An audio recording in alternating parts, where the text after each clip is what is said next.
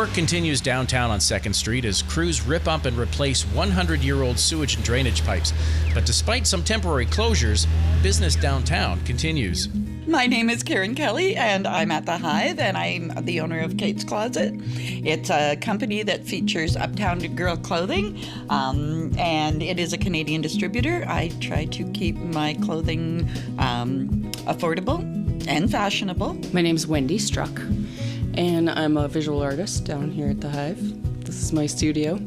So I make mixed media mostly. I am a painter, but I use a lot of layers and photo transfer and assemblage pieces, found objects in my work. My business is Coco Loco, and I sell the raw organic coconut oil and raw organic truffles that I make, chocolate truffles.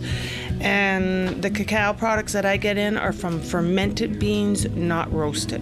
So if you have an organic chocolate bar, those ones are from roasted cacao beans, and when you roast it, then it doesn't do what it's supposed to do, shuts off the hunger and feeds the brain. So yeah, fermented products are very good. My name is Connie Alchuk. I own Phase 2 Boutique, and I have a high-end consignment, which is ladies' clothing and shoes and accessories to go with it. But despite the disruption to traffic downtown, the business owners we talk to have a pretty positive attitude about the work. Well, it is. I do realize that it's not creating as much traffic, according to the retailers that have been here longer than I have.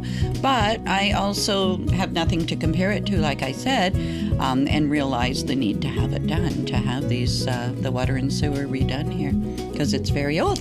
Well, I think we've found, haven't we, that we get a lot of pedestrian traffic. So as long as people realize that they can still walk down the sidewalk, then we do get people walking in. Wouldn't you say, Karen? It is slower, yeah. I mean, I'm sure that it is, yeah, affecting to some degree. But you know, Medicine Hat downtown is so, it's small and quaint, and people should just drive down and get out of their car and walk over. How's business been since they started with the road? It has decreased a little bit, but could be my customers on holidays too. But no, they seem to make it here, but it has decreased a little bit. Yes, it has. It's a little slower, but it's just part of it. Because people, if they can't park in front of your store, they usually go somewhere else, but that's okay. It's part of the journey. Look, the pipes are 100 years old. They have to be replaced. Why whine about it? Just make it go faster. So Medicine Hat Live encourages you to rediscover downtown and come and support your local shops and businesses. All right, we're back. That was just a little feature that we did. We went out yesterday and talked to some of the owners down on 2nd Street that was closed down. Pleasantly, they're not all that upset. But sitting across from me is our beloved Mayor Ted Clugston. How are you doing, Ted? Very good. Actually, I really appreciate that segment that you had just done. That's great to hear. Yeah, I should say, I'm surprised. I thought some of them would be upset, but doesn't seem that upset. It's interesting the turnaround on that one. 2 years ago when we did the 600 block, it didn't go as smoothly. Of course, we had the flood. We had to second some of the equipment. And the business owners in that block didn't know what the finished product was going to look like. And so there was a lot of more noise.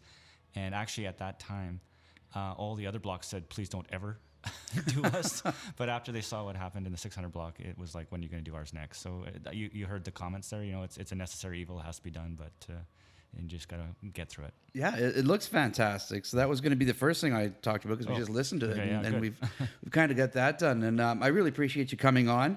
What I did was just some hot button issues. Sure, yep. I'll fire them out, and then you can talk to us. I know we see it in the paper. We see it on the news. Mm-hmm. Medicine Hat's always chirping, so and tweeting. And the thing is that it's such a fantastic city, and we don't have the problems of other major cities. It's interesting when I go to what we call our mid-sized cities mayors meeting, and they're talking about crime, or they're talking about needles in their parks, and or just the basic problems that other cities have. And I'm talking about all the capital projects we're doing. We're building berms and all the other things that are so great in our city. But it's hard if you gotta sometimes leave Medicine Hat to recognize how great it is. I've gone to a couple places. I won't say where it is. I won't. Anyway, a couple, and I realize how friendly people in Medicine. I've only been here for 10 years, but how friendly Medicine Hat is when I'm out of town and you go to a restaurant and they're twits, or you go to a certain town that I know of that's a tourist attraction, and the people are the grumpiest people ever. You suddenly realize how friendly Medicine Hat actually is. Exactly. That's cool. So that's what we've got. The 2nd Street. So, first thing to discuss. I'm just going to go down my list. Start. River levels. Yeah. So I can't wait for the people to say, well, that's the dumbest mayor ever, building berms during a drought. I've lived here my entire life. I've seen this before. I've seen floods in the 70s, and I saw droughts in the 70s and 80s as well. I mean, as a kid, I used to be able to walk across the river. Presently, there's a lot of concern. I get asked a lot of questions. Are we going to have water restrictions? As it is right now, we're still flowing at that. I haven't seen the latest number, around that 50 to 200 cubic meters per second. And we have a very, very good water treatment plant. We can still function fully at those levels. And water is a renewable resource. Some people forget that. People think when you take the water out, like in the winter, 99% of the water that you take out of the river ends up back in the river, either through your shower or tub or through your toilets. So it gets recycled. So people have to remember, it's not like gas that you burn. It is a renewable resource. Right. Now, however, in the summer, the major load is irrigation, and that water does not get returned to the river, but eventually does through evaporation. But right now, we have a great treatment plant. I don't even know if we were able to keep water running during the flood in 13 when the turbidity was 10,000 parts per, I'm making that number up, 10,000 parts per million. Right. Whereas other municipalities can't even keep their plants going when they're in the 100 or 200 parts per million. So we're okay for now. Right. We got low water, and 2.5 hours west of us has floods. Yeah, exactly. Yeah. And that water should make its way here. I hope so. Yeah. It'd be nice not to see those sand beds. Yeah. All right. The kids love it, though. Lots more tubing.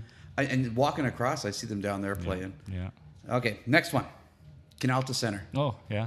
Event Center. I was just there yesterday, actually. We were filming a promotional video. I don't know if you got some good questions about that, or you want to ask something. You can ask me something specific. Well, I think what I've seen out there is people, because I talked to these guys, and they said they're a little bit upset about the Canalta Center, and once they understand what Canalta is doing for the community, what they've done with Boston Pizza and you're talking about the naming. The naming, yeah. Yeah, no, people always, it could have been the Shaw Center, it could have been the Atco Center. I think Canalta is a nice name. And these business owners, they're from Drumheller, and they've got quite a few hotels, and they're going to announce some more hotels as well, the Home Sense, and they're investing in our community, and I think it's fantastic, and they're helping support the operating. So that money that they're paying for the naming rights goes towards the operating, so that the city doesn't have to subsidize it as much. Right, and they're creating jobs. Absolutely. Well, that's a lot of feedback, Dave. Nope. Okay. Senior Center. Somebody said use Parker's furniture. Yeah, it's been a tough one. So I'm amazed actually at the Domestic News does a story on this every single day, today included. Last week we announced in our council meeting, we announced a new fire station, we announced repurposing the Viner Center, we announced an org structure review, we did about 9 major things. We awarded an economic development contract, which has been eagerly awaited. We didn't talk about the senior center, and that was the front page of the news. So it's frustrating. You always get in trouble, and I should have learned from the location debate on the event center, not to let that take control, and it's happened again. Yeah. You've got the camps that still now want to go back to the Viner Center, the old Viner Center. You got the ones that want to go on Primrose Drive, and of course the city, we're talking about attaching it to the leisure center. And so we've gotten bogged down in the location debate, which was unfortunate. And then, of course, you see the Parker's Furniture letter to the editor every now and then, or I get emails about it. We decided, actually the previous council, previous chair of public services, that we were going to build a new building, purpose-built, and we let the senior center building committee or the advisory committee run with that. And basically we tried to take the politics out of it. We tried to say, no, city council isn't going to tell you what to do. You come and tell us what you want. And that's where the process failed in some ways, because they came back with an absolute beautiful design, a beautiful building, but it was $20 million.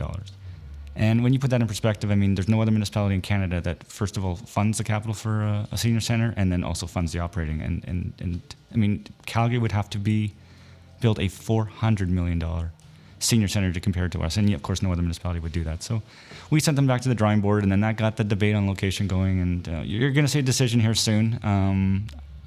The attaching it, there's a lot of misconceptions about the one about attaching it to the leisure center. Yeah. It will still be a senior center exclusively for the seniors. It'll be much cheaper to operate because we can use some of the leisure center staff. And if they so wish, there will be an access or a corridor that they can use. So some of those seniors may want to use the pool during the day, or the new. Of course, I actually just toured it. It's massive. We had a 100,000 square foot addition that's going to open next year. The pickleball courts could be in there, the basketball, everything. So you can either stay in your senior center and perhaps just play bridge or whatever you like to do and socialize with that group. Or if you're perhaps want to be more active, you can use the leisure center. So I think it's the best of both worlds solution. However, the majority of them seem to want to keep it on Primrose Drive.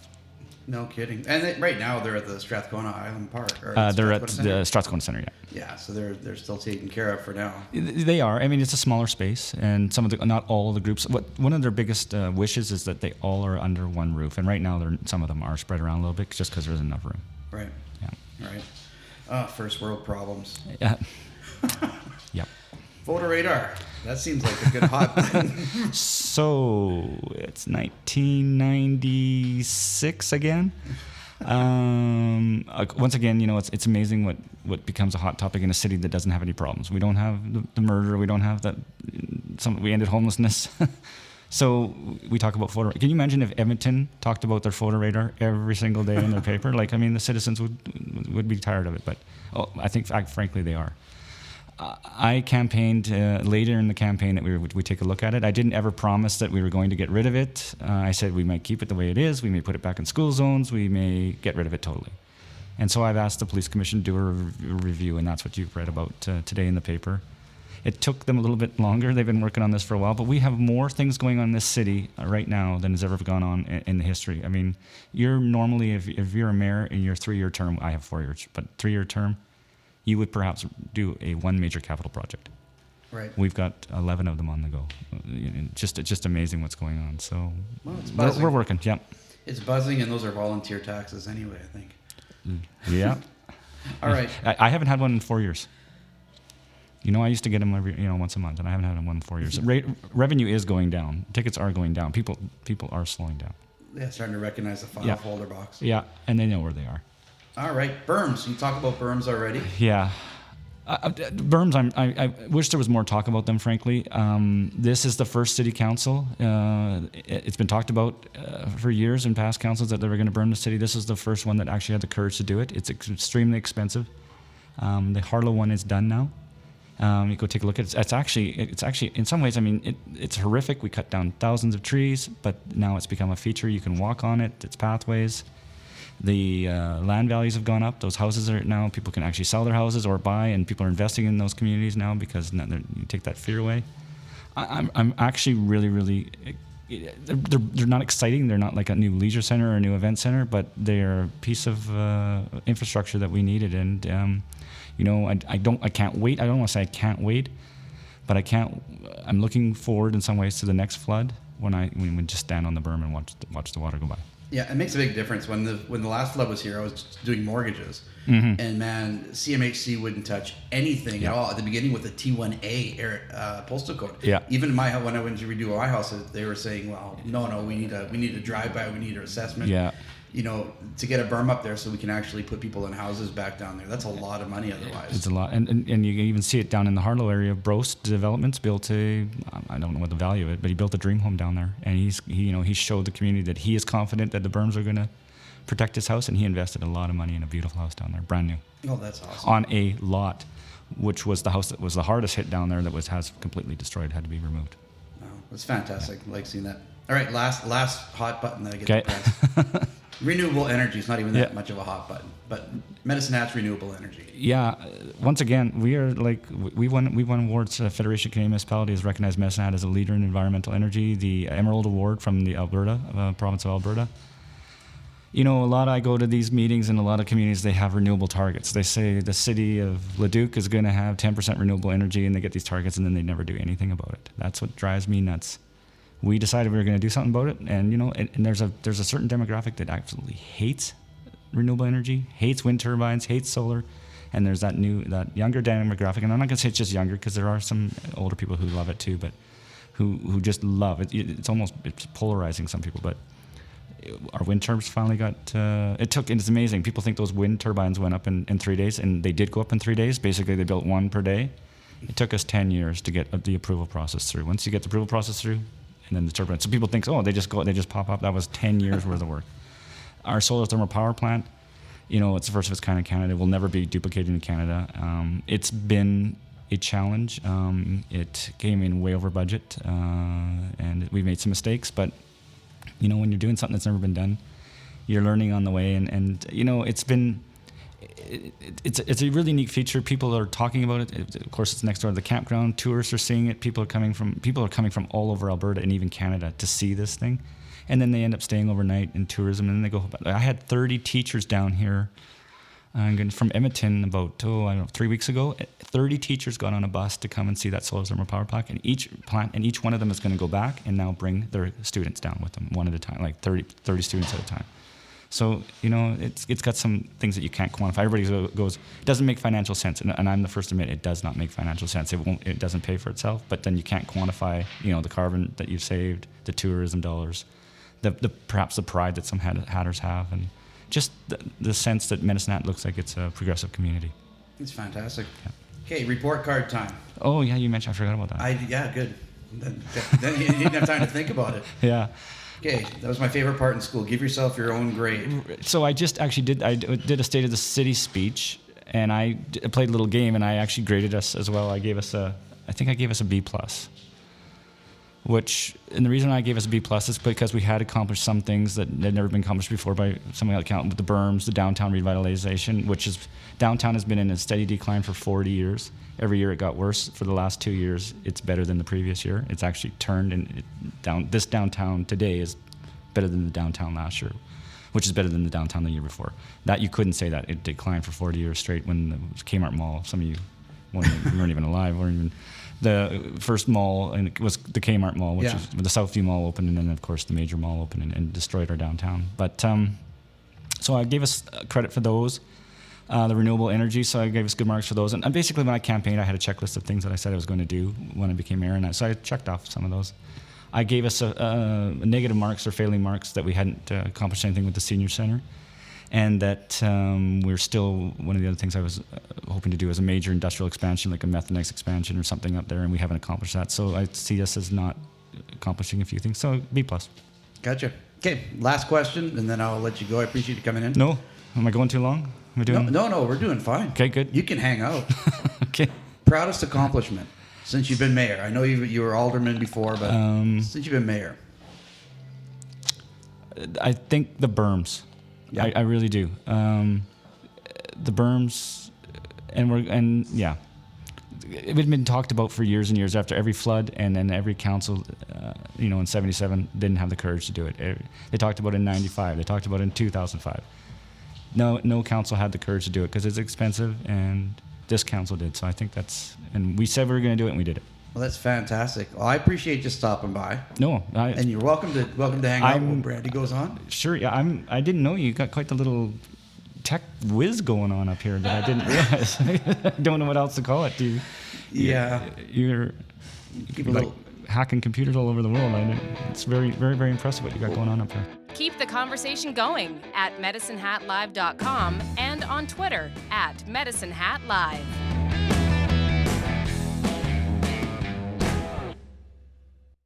Good night, Pickle. Good night.